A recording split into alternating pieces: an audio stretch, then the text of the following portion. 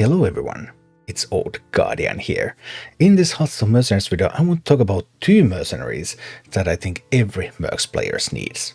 And well, the first one probably doesn't come as a surprise to anyone. It's Cookie, the Cook. Cookie is just a phenomenal mercenary because Cookie has so many uses.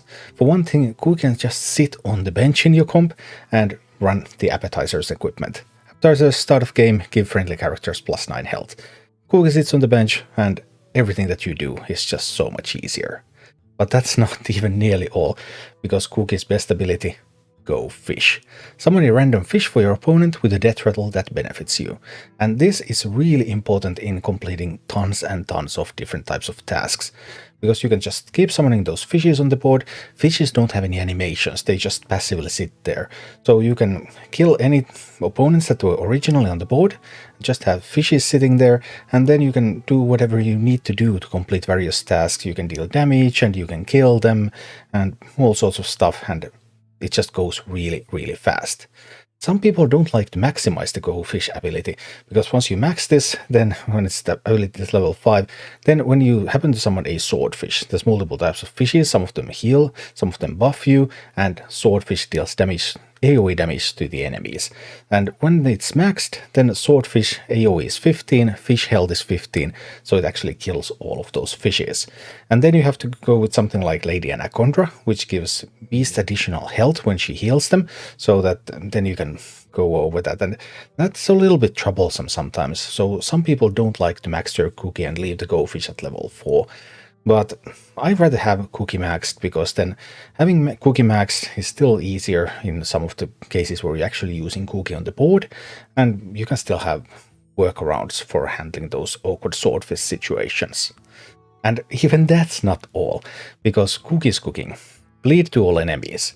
So this can be used together with some other abilities to complete various tasks that require you to actually destroy things.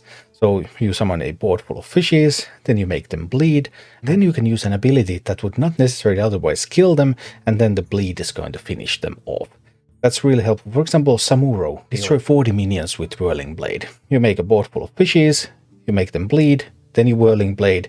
Whirling Blade deals damage, then bleed damage comes in after, but as long as bleed has been applied before the Whirling Blades, then all of those kills still count for the Whirling Blades. I'm not sure how intentional that is, but that's the way it has worked in Mercenaries from the beginning. So, between appetizers, between Go Fish helping with so many tasks, and then Cookie's cooking also helping with some of the tasks, Cookie is the mercenary that you really, really want to have. But there's also another one that's really, really good to have. And that other mercenary is Prophet Velen. Prophet Velen is the superstar of completing your tasks, damage-based tasks, because of Velen's blessing. Gain +3 holy damage, your next holy ability casts twice. And the way this works is that you cast Velen's blessing, then you don't cast any other holy abilities. Next time you do Velen's blessing, it's actually going to cast twice, and both of those are going to add plus holy damage.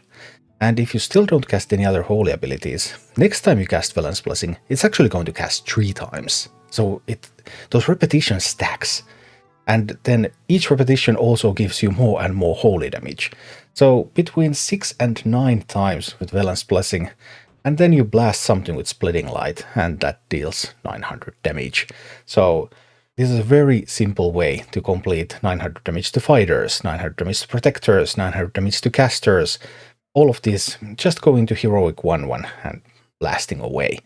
And the same also works for 450 damage to heroic bosses. Heroic 1/1, go through there a little bit, a few instances of Velen's Blessing, Splitting Light, boom, heroic boss down, overkill count. So any sorts of tasks where you need to do damage, if you need to do damage with humans, well, Velen's Blessing and then Anduin with Holy Nova, because it's a holy ability.